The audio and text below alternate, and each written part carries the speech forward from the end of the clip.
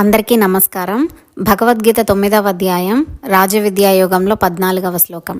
సతతం కీర్తయంతో మాం యతంతస్య దృఢవ్రతాః నమస్యంతస్య మాం భక్త్యా నిత్యయుక్తా ఉపాసతే. ఈ దైవీ సంపద కలవారు ఏం చేస్తారు అనే విషయాన్ని ఇక్కడ చెప్తున్నాడు పరమాత్మ.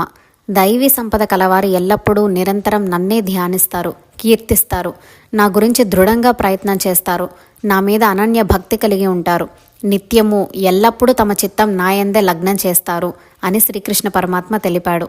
సర్వకాల సర్వావస్థల యందు పరమాత్మను ధ్యానించాలి. వారిలో సాకారముగా పూజించేవారైతే భగవంతుని అర్చామూర్తిని పూజించడం, భగవంతుని నామమును స్మరించడం, ధ్యానించడం చేయాలి, పూజలు చేయాలి.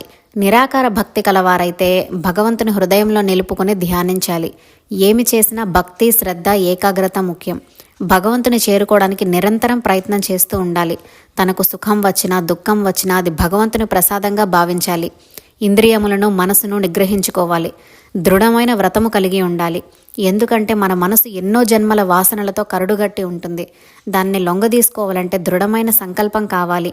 ఈ దృఢ వ్రతములలో కొన్ని ఉపవాసము, మౌన వ్రతము, జపము, ధ్యానము, కామవాంఛలు వదలడం మొదలైనవి.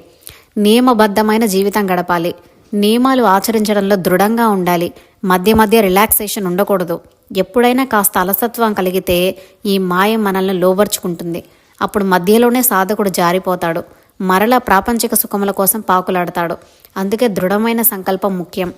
నిరంతరం ఏకాగ్రతతో ఏమరపాటు లేకుండా ఉండాలి. భక్తి కలిగి ఉండాలి. ఈ ప్రకారంగా దైవీ ప్రకృతిని అవలంబిస్తే వారికి మోక్షం త్వరలోనే సిద్ధిస్తుంది.